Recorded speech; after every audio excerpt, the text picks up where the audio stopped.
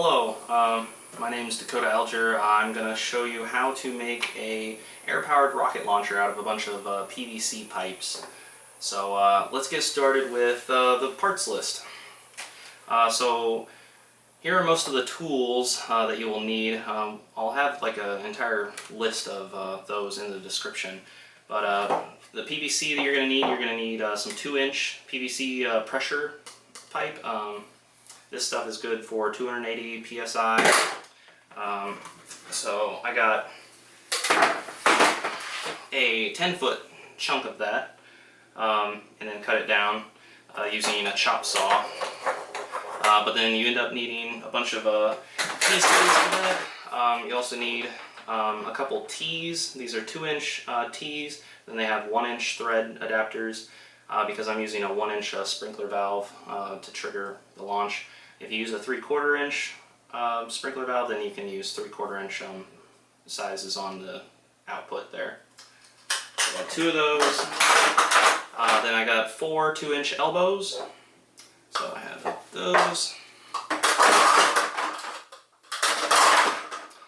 I've got a output coming out of the sprinkler valve is a street elbow. This is threaded on both sides, so male on this side and then female on the other side, the output. Then going into that will be a 3/4 or a 1-inch to a 3/4 inch adapter. Since all the other stuff that I currently have goes to 3/4 inch. Then also this is a 3/4 inch to a 1/2 inch smooth adapter, so these will thread together like that, and then the actual launch tube that the rocket comes off of will go into there. So I also got a Schedule 80. I think this is like a 1.5 inch nipple for threaded nipple for connecting the sprinkler valve to the T. So that just goes like that. And on the other side, also the sprinkler valve that I'm using, it's a 1-inch Rainbird sprinkler valve. I think it was like $15 or $16. I got it at Home Depot, but they also have them at Lowe's, or you can get them online. Friends of mine, they've used the Orbit sprinkler valves, and they haven't had any trouble with them. I've just had really good luck with the Rainbird ones, so that's just what I've gone with. But the Orbit ones that I've seen, they do look like they're a little bit cheaper, so you might want to go with that route. Then the input is going to come into for me, a 1-inch plug.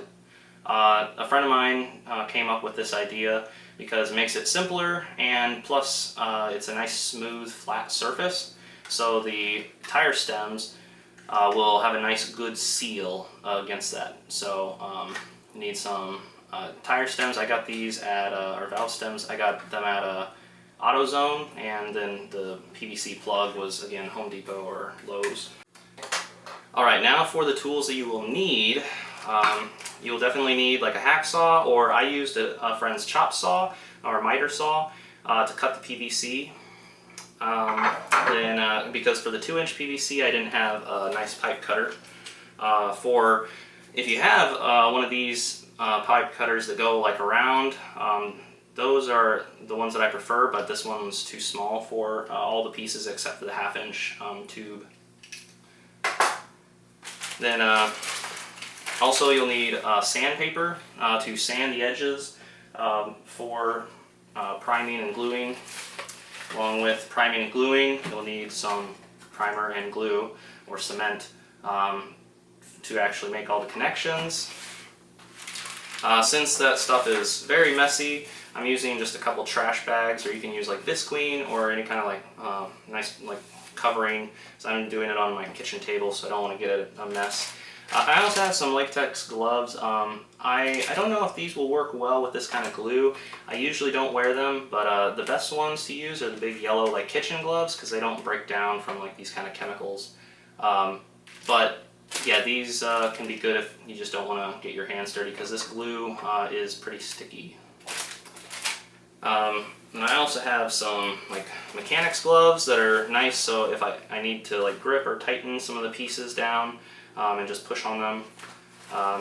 So those are useful. Then I got a tape measure and a Sharpie for actually measuring out where the cuts need to be on all the pieces. Then you'll need a drill and some drill bits. The only drill bit that I think you need is a 1/2 inch drill bit. So I had to get a kit that actually had a 1/2 inch because that's kind of a big size. But I also use a smaller drill bit before I use that bigger one, but we can go over that later. Then you'll also need thread tape. This is very important because there's a lot of threaded connections, and it makes it smoother whenever you're actually connecting everything, so you don't tear up the plastic and you get a lot better seal with the thread tape. Then again with the glue, since it's so messy, I just got some paper towels here to wipe up the extra that comes oozing out. And then you can get a bike pump or use like an air compressor to actually pump up the air chamber. It's only to 30 psi and they're kind of small, so a bike pump is just fine, but if you want to use an air compressor you can, just make sure you don't pump it up too high. And then also an optional thing is paint. I was going to paint it just because I wanted it to look nice. So I got this Krylon, it's like a plastic paint. So I'm hoping that that works well because the last ones we had got chipped up pretty bad. The paint just ended up chipping off of them. So we'll give this a try, but it's really not necessary.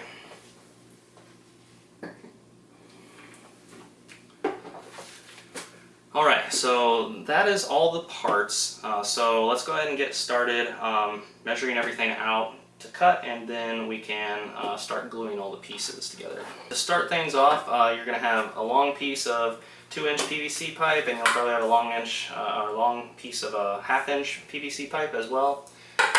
So I cut the longer piece. It was a 10-foot chunk, and so I chopped it down into 2 3/4 inch pieces, 4 of those. So these are what's going to hold the elbows to the T's. So you need 4 2 3/4 inch 2-inch PVC pipe pieces. Then you can use a 1/2 inch piece, however long you want it. This is what the rocket's actually going to sit on, coming out of the sprinkler valve. So I just had a chunk this size, so that's what I used. It's probably about 16 inches or so. Yeah, because these are 18 inches, so about 16 inches. And then this is a 18-inch long 2-inch PVC pipe. I just did 18 inches. I checked with the clearances on everything. You can use a minimum of 13-inch long pieces, but then it's kind of tight and hard to get the valve, the tire valve stem connected to the air pump. So 18 inches just allows plenty of air inside the air chamber, so it can launch the rocket really high, and plus it's still pretty compact this way. And then once you have all the pieces cut using either a miter saw or the hacksaw, or just a pipe cutter for the smaller pieces, then you can go ahead and get started doing a dry fit.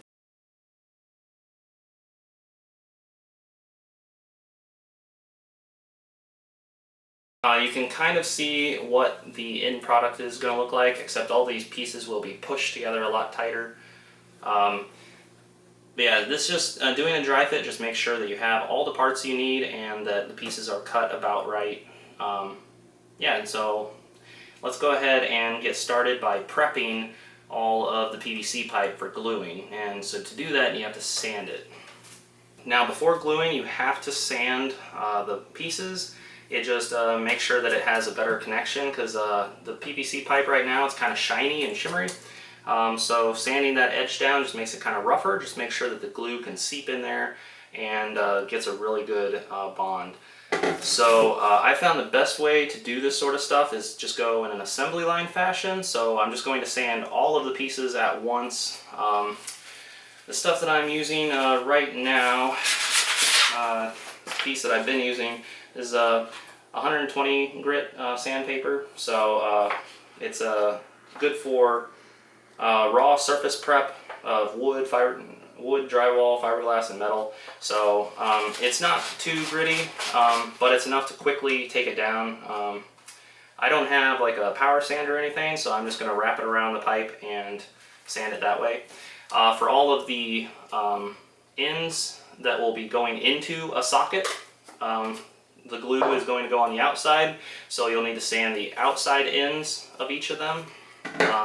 And the ends, they only stick into these pieces about 1 3/4 inches, so you only have to go that far. I just always go a little bit extra. I never measure it out.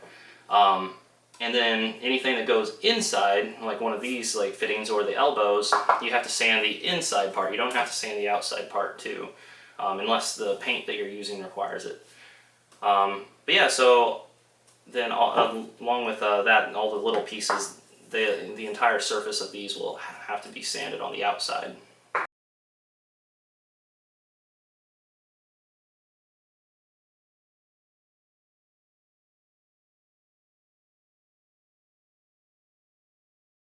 Alright, now that all of the pieces are sanded, then you're ready to start gluing. And you just want to check each connection ahead of time. You can just run your fingers inside it, and it shouldn't be smooth like it was whenever you started. It just should have a nice, like rough, kind of a matte look to it. But then for this, I'm just going to use the Oatly purple primer and then Odie all-purpose cement. So you use the primer first and then the cement next. So I'm going to walk through the first one, and then the rest, hopefully it'll make sense. But what I'm going to do with all of these, some of the pieces have injection mold like pieces or clips. I'm going to try to make all of those face down, just so that it looks a little bit nicer. That does not matter at all, but like this piece here, I don't know if you can see, it's just a kind of big chunk that hangs off, so I'm going to try to have that face down in the overall design. I got a couple pieces of paper towel ready to go, and I've got both the lids loosened on the glue and the primer. Yeah, so this stuff is pretty strong, so you just want to keep the lids on it, and you want to be in a well ventilated area, so it does smell pretty heavily. Alright, so for this first connection, it's going to go to one of the longer pieces into an elbow. So I always do the primer on the inside first, and then I do the male part of the socket. So I do the socket and then the tube going into it. So we'll start that. I'm going to dab this on the side a little bit. There's a lot in there. And just want it to get all inside, so that there is no uncovered surface on the socket. Alright, I'm going to set that down. I'm going to do this side.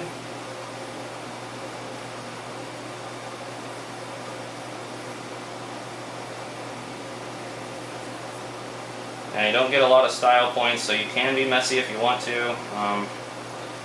But mainly you just want to make sure that the entire surface is covered. The primer helps soften and clean the pipe for the cement, so it's very important that you use it. But yeah, you just want to make sure the entire surface is covered. Alright, now I can set that up. And then the glue is the same way, same order. So this stuff is pretty thick. So I'm gonna go around on the inside of the socket. Make sure you get all the sides. And then same thing for the other end. And also you want to do this while the purple primer is still wet. You don't want to do all the purple primer and then do the glue on all the pieces. That's just what is recommended on the instructions. And so you want to push this in all the way and then twist. and then you need to hold it because sometimes it tries to come up a little bit. So hold it for like 5 seconds, and then it should be pretty well set. And then I always like to use a piece of paper towel and go along the edge here where it's all this extra, and I just like to clean it up.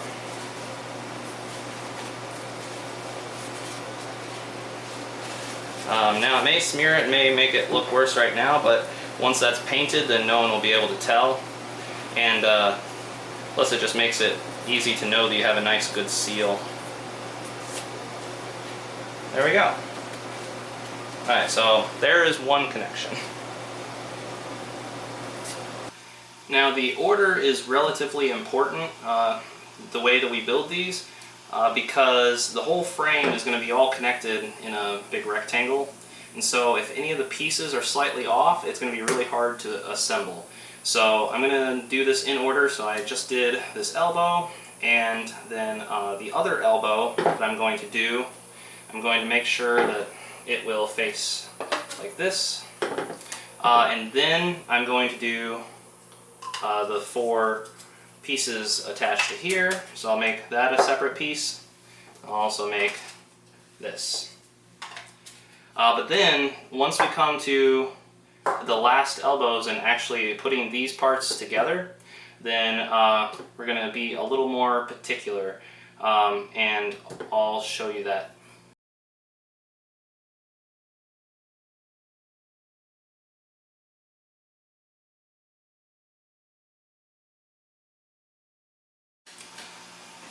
Alright, so now that we've got most of the pieces glued, we're going to start actually putting the frame together into one piece.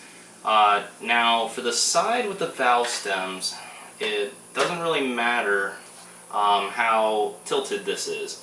But on the side that we're going to have the sprinkler valve on, it needs to be nearly a perfect 90-degree angle here, because if this is off, we're going to have a 3D printed brace that is going to brace it against the side. So if that's off, then the brace isn't going to fit.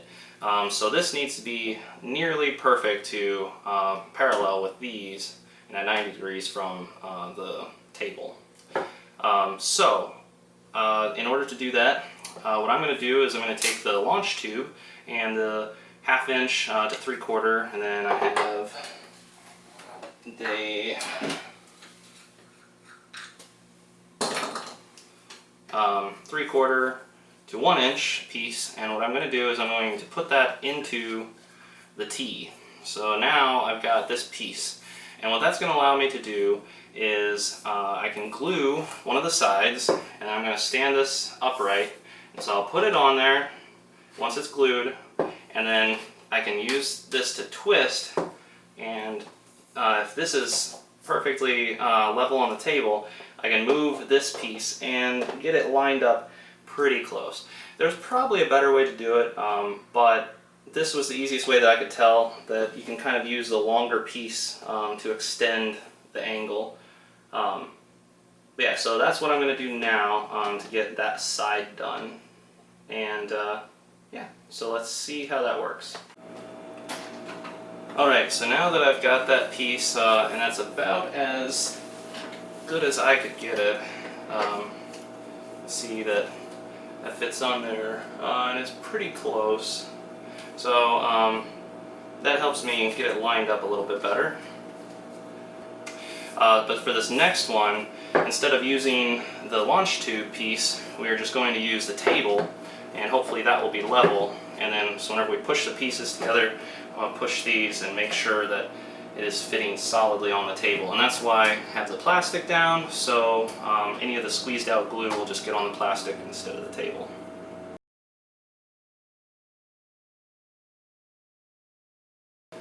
So I had about 1 foot left over of the 2-inch PVC pipe from all the cuts. So for the next part of the other side of the T, I'm going to put the elbow on there actually. So injection mold part down. So it's going to go like that. So I'm going to do this connection right now.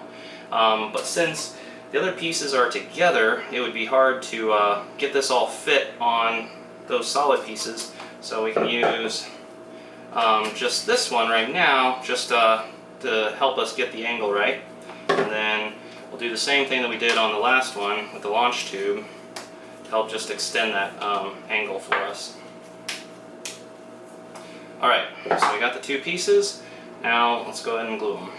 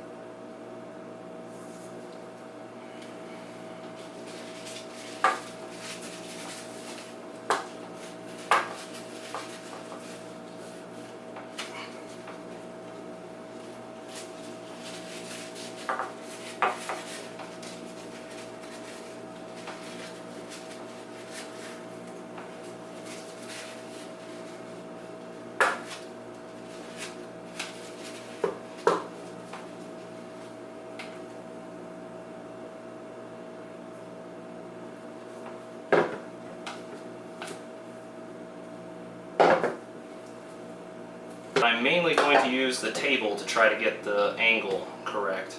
And then I'm going to stick it on the other piece that it's sitting over here drying right now. But then that way I can make sure that it's leveled off the table and that it's setting right, and then I can stick it on the other piece just to dry fit, just to make sure that it does actually fit, and while the glue on one of the joints is at least a little bit malleable. The final part of the frame to glue will be the hardest piece, but that's just because it's two connections at once, because we're going to connect these ends here. So it's just hard just because there's a lot of pieces all at once. But hopefully it will go relatively smoothly. I'm going to use that to prop these pieces up so that I can prime them easier and without getting them all over the table. So again, I'm going to prime both the sockets, prime both of the tubes, and then glue them in the same order and stick that on.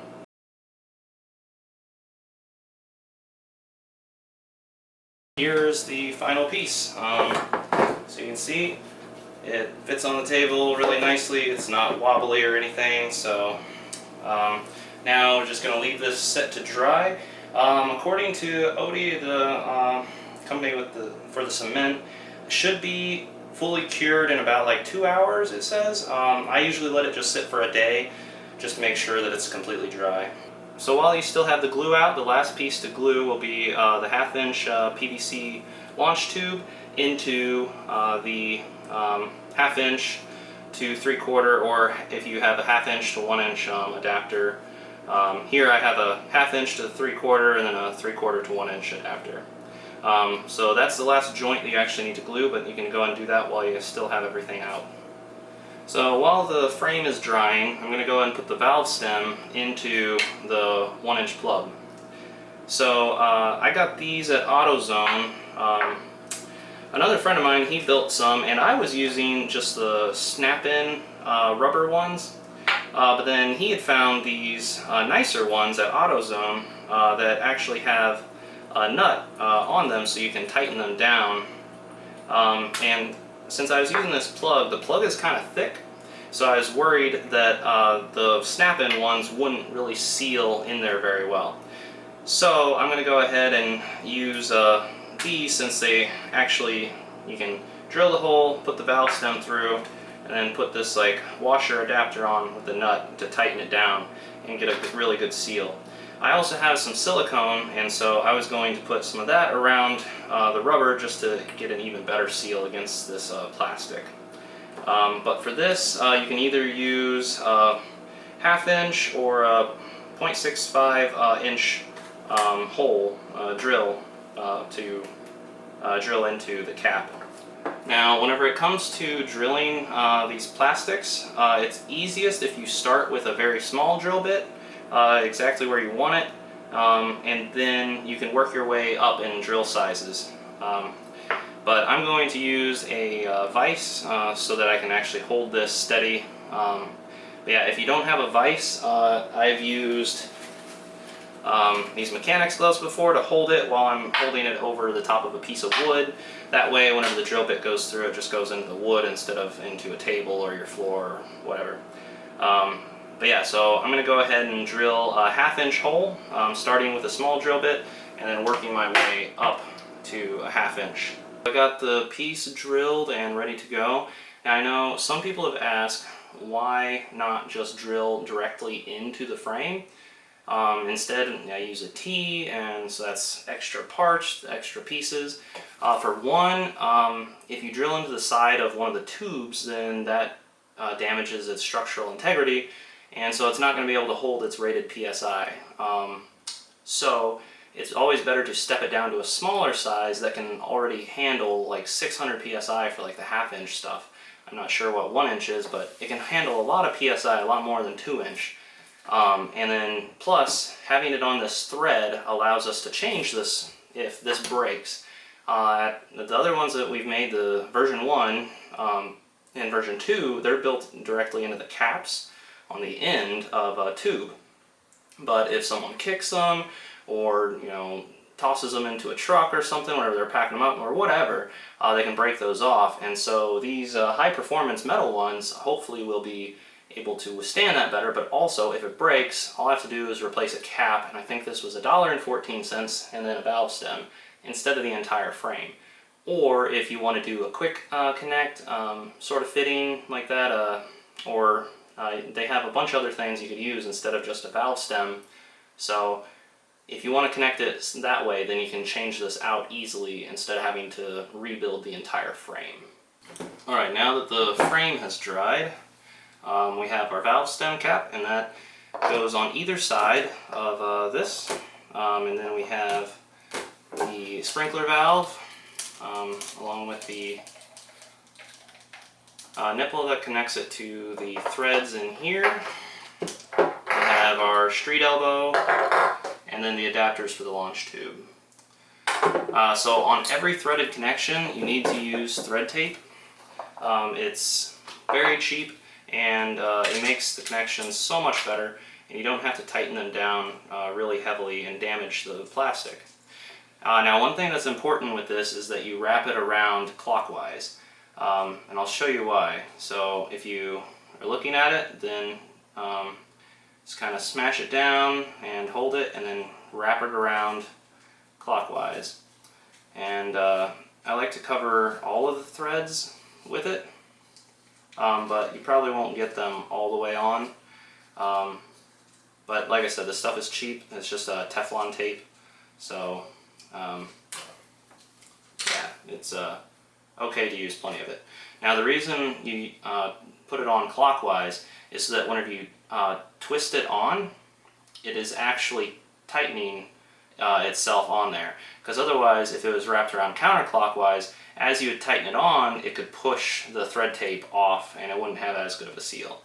But yeah, that's just one of the little things about thread tape. So now that that has thread tape on it, you just put it on the male threads, and then you just tighten it on. We'll go ahead and do the nipple the same way.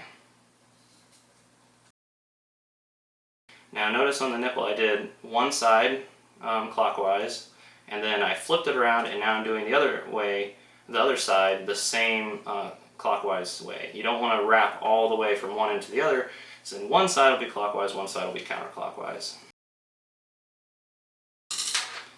But you can see with how the threads came undone of the thread tape, so it's kind of messy, but since it's threaded on the right way, whenever you twist it on, it doesn't matter if it's on right or not, or if it's coming undone like that, because it'll just tighten itself on. Now I'm going to use the sprinkler valve to help twist this on further, but you'll notice that the frame, the solenoid is too big, and it'll hit the frame, so you can't screw this on. But the solenoids on these are replaceable, so you don't have to replace the entire unit if the solenoid goes bad. So you can unscrew that, just leave that off to the side. Now all of these, they have a flow indicator on them, and in this case it has a flow indicator on both sides to tell you which way the pressurized stuff should go. So in this case, the solenoid is on the side that it's coming out of. So now that we have it a little bit smaller, we can screw it on to the nipple, and then once it's all the way on, then it will continue screwing the nipple into the T.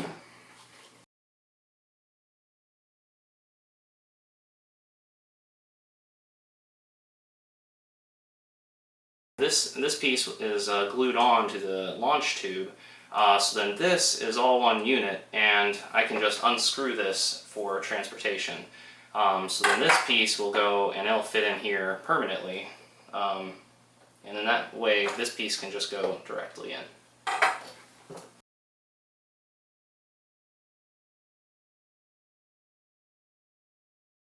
Well, alright, so there is the assembled frame, and then all you have to do to get it ready for launch is make the launch trigger, and you just screw on the launch tube,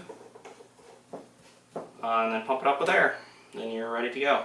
So I just went ahead and pumped it up to 20 psi, and I'm just going to let it sit there and just make sure that it doesn't leak air.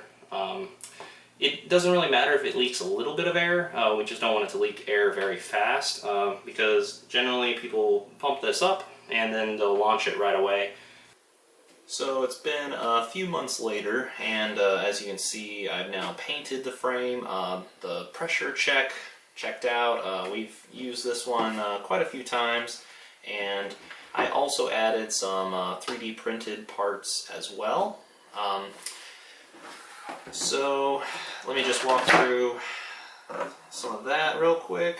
I have a holder for the launch tube, and then I made a launch button. So this is just very simple. There's 3 9-volt batteries inside here with a button that connects the circuit. Then there's a little connector that connects it to the solenoid. So I have an Instructable for how to build the whole thing, and the launch button is in there as well, so I won't really go over that in this video because it's already way too long. Anyway, this brace is very nice because now you cannot push down on it at all, so there's no stress for this little piece here, and hopefully you won't have to worry about cracking any of it. But yeah, these files for the 3D printed parts are in the Instructable as well. So yeah, take a look at that and let me know what you guys think. Hopefully you guys will be able to build some of your own, and you can build your rockets and whatnot. Just because I had mentioned it in the video whenever building the frame, I have another one here, and this uses 13-inch frame tubes here. So the overall, like, total width, or length, I guess, and whichever, is 18 inches. So that's just kind of nice, because it fits in a small area. There's not that much volume change between these two, but it's just more compact.